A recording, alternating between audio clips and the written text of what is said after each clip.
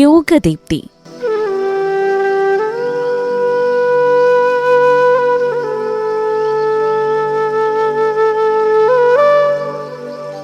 Ayurveda medical association of India Wayanad ജില്ലാ വനിതാ committee അന്താരാഷ്ട്ര യോഗ ദിനത്തോടനുബന്ധിച്ച് തെറാപ്യൂട്ടിക് യോഗ എന്ന വിഷയത്തിൽ പലവിധ രോഗങ്ങൾക്കനുസൃതമായ യോഗാസനങ്ങൾ പരിചയപ്പെടുത്തുന്ന പരിപാടി.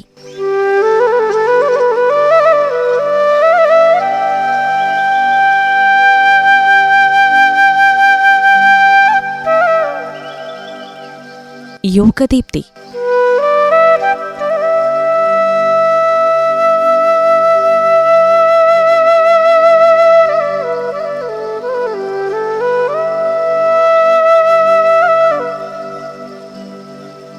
നമസ്കാരം, ഞാൻ doctor Shafna Banu, yoga instructor GHD Neervaram. ഇന്ന് ജൂലൈ 21 ഇൻ്റർനാഷണൽ യോഗ ഡേ.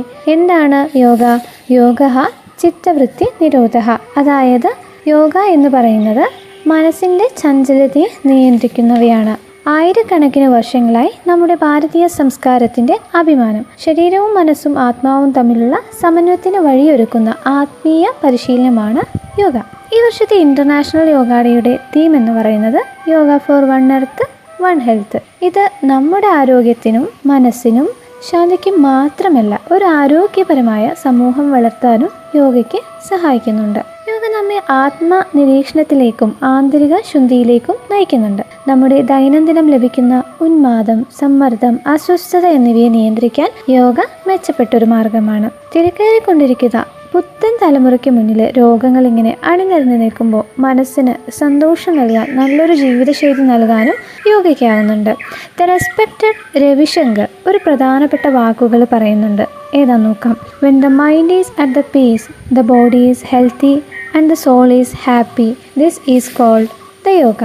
അതുകൊണ്ട് തന്നെ ഇന്ന് യോഗ ലോകമെമ്പാടുമുള്ള കോടിക്കണക്കിന് ആളുകൾ സ്വീകരിക്കുന്ന ഒന്നാണ്. നമുക്ക് വേണ്ടി നാം എത്ര സമയം ഒരു ദിവസം ചിലവഴിക്കുന്നുണ്ട്? ആരെങ്കിലും ഒന്ന് ചിന്തിച്ചു നോക്കിയിട്ടുണ്ടോ? തിരക്കേറിയ ജീവിതത്തിൽ നമുക്ക് വേണ്ടി സമയം ചിലവഴിക്കാൻ നാം തന്നെ മറന്നു പോകാറുണ്ട്. അതിനാൽ തന്നെ ഇന്നത്തെ ദിവസം എല്ലാവരും ദിവസത്തെ കുറഞ്ഞതൊരു 10 മിനിറ്റെങ്കിലും യോഗത്തിനായിട്ട് മാറ്റിവെക്കുക. അപ്പം യോഗം എന്ന് പറയുന്നത് ശരീരത്തിന് മാത്രമല്ല, നമ്മുടെ ജീവിതശൈലിക്കും പുതിയൊരു ദിശ കാണിക്കുന്നവയാണ്. യോഗ ഭാരതത്തിൻ്റെ അനാദികാലത്ത് സാംസ്കാരിക പാരമ്പര്യത്തിൻ്റെ ഭാഗമാണ്. പാണിനി, പതാഞ്ജലി, കൃഷ്ണൻ, ബുദ്ധൻ, അതിനുശേഷം സ്വാമി വിവേകാനന്ദൻ, പരമഹംസ യോഗാനന്ദൻ എന്നിവരൊക്കെ ഈ ശാസ്ത്രം ലോകം മുഴുവനായിട്ട് പ്രചരിപ്പിച്ചിട്ടുണ്ട്. യോഗയിലെ ഏറ്റവും കൂടുതൽ പ്രാമുഖ്യമുള്ളവയാണ് ബ്രീത്തിങ് എക്സസൈസുകൾ അഥവാ പ്രാണായാമങ്ങൾ. യോഗയുടെ മഹാത്മ്യങ്ങൾ എന്തൊക്കെയെന്ന് നമുക്കൊന്ന് നോക്കിയാലോ. ശരീരത്തിനവ ആരോഗ്യം നൽകുന്നുണ്ട്, മനസ്സിന് ശാന്തിയും മനോഹാരിതയും നൽകുന്നുണ്ട്, ആത്മാവിനെ ഉണർത്തുന്നുണ്ട്, ആത്മവിശ്വാസത്തെ വർദ്ധിപ്പിക്കുന്നു, ഒരാളുടെ ജീവിതത്തിന് ലയബന്ധതയും ക്രമവും പകരുന്നുണ്ട്, ജീവിതശൈലി രോഗങ്ങളിൽ നിന്ന് ഒരു പരിധിവരെ നമുക്ക് ആശ്വാസം നൽകുന്നുണ്ട്. ശാരീരികമായിട്ടുള്ള ആരോഗ്യം എങ്ങനെയെന്ന് നോക്കാം. യോഗയിലൂടെ വ്യായാമങ്ങൾ ശരീരത്തെ കൂടുതൽ സുസ്ഥിരവും സുഗമവുമാക്കുന്നുണ്ട്. മസിലുകൾ നന്നായിട്ട് ശക്തിപ്പെടുത്തുന്നു, രക്തചംക്രമണങ്ങൾ മെച്ചപ്പെടുത്തുന്നു, ഹൃദയാരോഗ്യം സംരക്ഷിക്കുന്നു. മാനസിക സമാധാനം അല്ലേ, പ്രത്യേകിച്ച് പ്രാണായാമവും ധ്യാനവും മനസ്സിൻ്റെ സമ്മർദ്ദങ്ങളൊക്കെ കുറയ്ക്കുന്നുണ്ട്, മനസ്സിനെ ശാന്തിപ്പിക്കുന്നുണ്ട്, ഓർമ്മശക്തിയും ശ്രദ്ധക്കുറവൊക്കെ നികത്തുന്നുണ്ട്. ആത്മീയമായ ഉന്നതി, അതായത് യോഗ വെറും വ്യായാമമല്ല, അതിൻ്റെ അവസാന ലക്ഷ്യം എന്ന് പറയുന്നത് തന്നെ ആത്മസാക്ഷാത്കാരമാണ്. ജീവിതശൈലിയിലുള്ള പരിഷ്കാരം. യോഗ ചെയ്യുന്നതിലെ മനുഷ്യർ കൂടുതൽ ആരോഗ്യകരമായി അഹിംസാടിസ്ഥാനത്തിലുള്ള സമത്വത്തിലുള്ള ജീവിതം നയിക്കാൻ വേണ്ടിയിട്ട് തുടങ്ങുന്നുണ്ട്. ആന്തരിക ബോധവൽക്കരണം, തനിക്കുള്ളിൽ ആഴത്തിൽ നോക്കാനുള്ള കഴിവ് യോഗ ചെയ്യുന്നതിലൂടെ നമുക്ക് ലഭിക്കുന്നുണ്ട്. ആത്മചിന്തയും ആത്മപരിപാലനവും അതുപോലെ തന്നെ സമ്പാദിക്കുന്നുണ്ട്. യോഗയുടെ ചരിത്രം ഒന്ന് നോക്കിയാലോ. യോഗത്തിന് അധ്വാനപരമായ, വിശ്വാസപരമായ, ശാസ്ത്രീയപരമായ പാരമ്പര്യമാണ് ഭാരതത്തിൽ ഉണ്ടായിരിക്കുന്നത്. 10,000 വർഷങ്ങൾക്ക് മുൻപ് തന്നെ അതിൻ്റെ ഉറവിടങ്ങൾ നമുക്ക് കാണാം. വിവിധ തരം യോഗകളെ കുറിച്ചൊന്ന് നോക്കാം. ഒന്നാമത്തേതാണ് ഹഠയോഗ. ശരീരശുദ്ധിയും മനസ്സിൻ്റെ ശാന്തതയും ലക്ഷ്യമായ ആസനങ്ങളും പ്രാണായാമങ്ങളും ഉൾപ്പെടുന്നവയാണ് ഹഠയോഗ. ഹഠയോഗ കൊണ്ടോ രോഗപ്രതിരോധ ശേഷി എന്തെയും വർദ്ധിപ്പിക്കാം, ഫിറ്റ്നസ്സിനെ വർദ്ധിപ്പിക്കാം. അടുത്തതാണ് രാജയോഗം. പതാഞ്ജലി മഹർഷിയുടെ യോഗസൂത്രങ്ങളിൽ അടിസ്ഥാനമായൊരു ധ്യാനയോഗമാണ് രാജയോഗം. അത്യന്തത്തിൽ ചിത്തവൃത്തി നിരോധനം അതെന്ത് ചെയ്യുന്നുണ്ട്, ലക്ഷ്യമാക്കുന്നുണ്ട്. ധ്യാനത്തിലൂടെ ആത്മീയമായ ഉന്നതി, മനസ്സിൻ്റെ ആഴത്തിലുള്ള ശക്തി, ആത്മസംശയം എന്നിവയ്ക്ക് രാജയോഗം നല്ലതാണ്. അടുത്തതാണ് ഭക്തിയോഗം. അത് നമ്മുടെ ഹൃദയ ശുദ്ധിക്ക് വേണ്ടിയിട്ടാണ് ഭക്തിയോഗം ചെയ്യുന്നത്. അടുത്തതാണ് ജ്ഞാനയോഗം. ആത്മബോധം, തത്വചിന്ത എന്നിവയ്ക്ക് ജ്ഞാനയോഗം നല്ലതാണ്. അടുത്തതാണ് കർമ്മയോഗം. സാമൂഹിക സേവനം, ധർമ്മപരമായ ജീവിതം എന്നിവയിലൂടെ കർമ്മയോഗം നമ്മൾ ചെയ്യാറുണ്ട്. കുണ്ടലിനി യോഗം. ആത്മീയമായ ഉണർവ്, ആന്തരിക ശക്തിയുടെ ഉല്ലാസം എന്നിവയാണ് കുണ്ടലിനി യോഗത്തിൽ വരുന്നത്. അഷ്ടാംഗയോഗം. അഷ്ടാംഗയോഗം എന്ന് പറഞ്ഞാൽ യമ, നിയമ, ആസന, പ്രാണായാമ, പ്രത്യാഹാര, ധ്യാന, ധാരണ, സമാധി എന്നിവയാണ്. യോഗയിൽ കുട്ടികളിലെ യോഗയിലെ ആവശ്യകതയും ഗുണങ്ങളും എങ്ങനെയെന്ന് നോക്കാം. ഇന്നത്തെ കാലത്ത് കുട്ടികൾ കൂടുതലായിട്ട് സ്ക്രീൻ ടൈമിലാണ് കഴിയുന്നത്. പഠനം എന്ന പേരിൽ ഒരുപാട് സമ്മർദ്ദങ്ങൾ അനുഭവിക്കുന്നുണ്ട്. വ്യായാമം കുറവാണ്, ഉറക്കം, ക്ഷമം, മാനസിക ശക്തി എന്നിവ കുറവാണ്. അവർക്കുള്ള പരിഹാരമാണ് നമുക്ക് യോഗയായിട്ട് പറയുന്നത്. അതിൻ്റെ പ്രധാനപ്പെട്ട ഗുണങ്ങൾ എന്തൊക്കെയെന്ന് വെച്ചാൽ മനസ്സിൻ്റെ ഏകാഗ്രത, അതായത് ഓർമ്മശക്തി വർദ്ധിപ്പിക്കുന്നുണ്ട്. മാനസിക സന്തുലിതത്വം, അതായത് ക്രോധം, കെട്ടിപ്പിടിച്ചിരിക്കുന്ന അവസ്ഥ, ഇവയെ എന്ത് ചെയ്യുന്നുണ്ട്, അത് കുറയ്ക്കുന്നുണ്ട്. ധൈര്യം, ക്ഷമ, ആത്മവിശ്വാസം എന്നിവയെ നമുക്ക് കൂടുതലായിട്ട് കിട്ടും. ശാരീരിക ആരോഗ്യങ്ങൾ എന്തൊക്കെയെന്ന് നോക്കാം. അതായത് ശരീരഭാരത്തെ നിയന്ത്രിക്കുന്നുണ്ട്. ശ്വാസകോശം, ഹൃദയം, ദഹനതന്ത്രം തുടങ്ങിയവയെ ശക്തിപ്പെടുത്തുന്നുണ്ട്.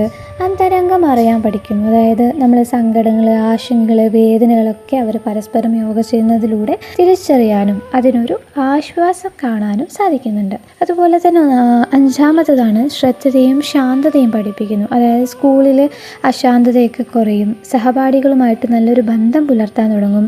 കുട്ടികൾക്ക് അനുയോജ്യമായ ചില ലളിതമായിട്ടുള്ള ആസനങ്ങളിൽ ഒന്നായിട്ട് വരുന്നതാണ് താടാസനം. അതായത് ശാരീരിക സ്ഥിരത, പോസ്ചറുകളൊക്കെ മെച്ചപ്പെടുത്തുന്നുണ്ട്. രണ്ടാമത്തേതാണ് വൃക്ഷാസനം. ഏകാഗ്രത അല്ലെങ്കിൽ ബാലൻസ് ഒക്കെ കീപ്പ് ചെയ്യാൻ വേണ്ടിയിട്ട് വൃക്ഷാസനം യൂസ് ചെയ്യും. ഭുജംഗാസനം നമ്മൾ പിൻവശം ഒന്ന് ശക്തമാക്കാൻ. ബാലാസനം ശാരീരിക മാനസിക തളർച്ചയ്ക്ക് ഒരു ആശ്വാസമാണ് ബാലാസനം. അടുത്തതായിട്ട് പറയുന്നതാണ് ശവാസനം. ശാന്തിയും ശ്വസന നിയന്ത്രണങ്ങളുമാണ് ശവാസനത്തിലുള്ളത്. അടുത്തതായിട്ട് നമ്മൾ നോക്കാൻ പോകുന്നത് സ്ത്രീകളിൽ യോഗ ചെയ്യേണ്ടതിൻ്റെ പ്രധാനപ്പെട്ട ആവശ്യങ്ങൾ എന്തൊക്കെയാണെന്നാണ്. സ്ത്രീകളിൽ കൂടുതലായിട്ട് ഹോർമോണുകളുടെ അസന്തുലിത ഉണ്ടാകും. അതായത് PCOD, PCOS, ഓവുലേഷൻ്റെ പ്രശ്നങ്ങൾ, അണുബാധകൾ തുടങ്ങി സ്ത്രീകൾക്ക് ഒരുപാട് പ്രശ്നങ്ങളുണ്ട്. അപ്പം ഈ ഹോർമോൺ ചേഞ്ചസിനെയൊക്കെ ബാലൻസ് ചെയ്യാൻ വേണ്ടിയിട്ട് യോഗ സഹായിക്കുന്നുണ്ട്. മാനസിക വേദനയും അനിയമങ്ങളും, അതായത് പ്രത്യേക യോഗാസനങ്ങൾ മാനസികമായിട്ടുള്ള പ്രശ്നങ്ങൾ സമന്വയമായി നിലനിർത്താൻ വേണ്ടിയിട്ട് നമുക്ക് യോഗ ചെയ്യാവുന്നതാണ്. ഗർഭധാരണത്തിനും പ്രസവത്തിനുമുള്ള തയ്യാറെടുപ്പ്, അതായത് പ്രസവത്തിന് മുമ്പുള്ള യോഗങ്ങളുണ്ട്.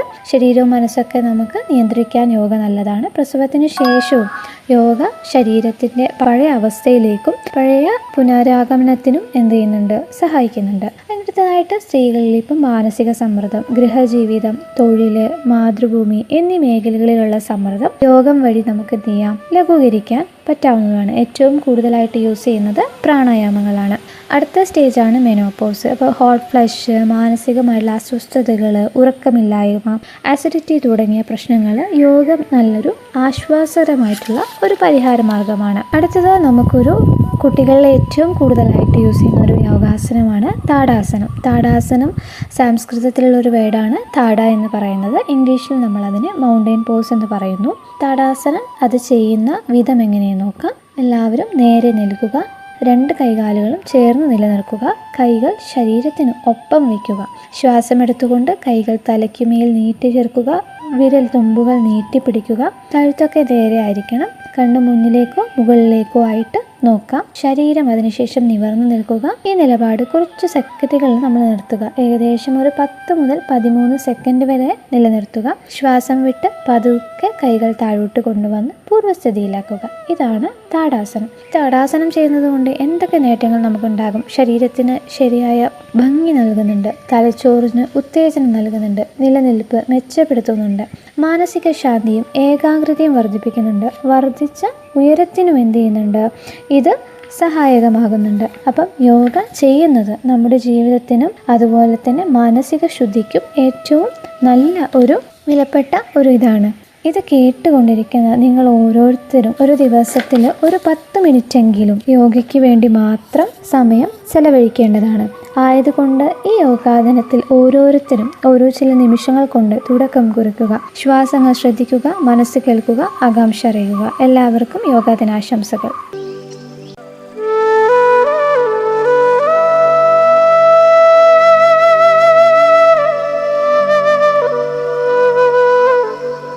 യോഗദീപ്തി.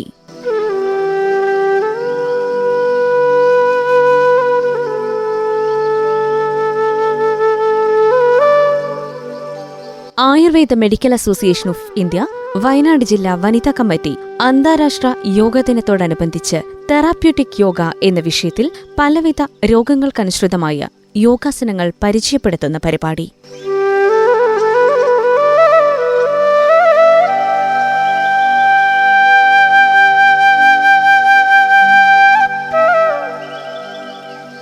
യോഗദീപ്തി.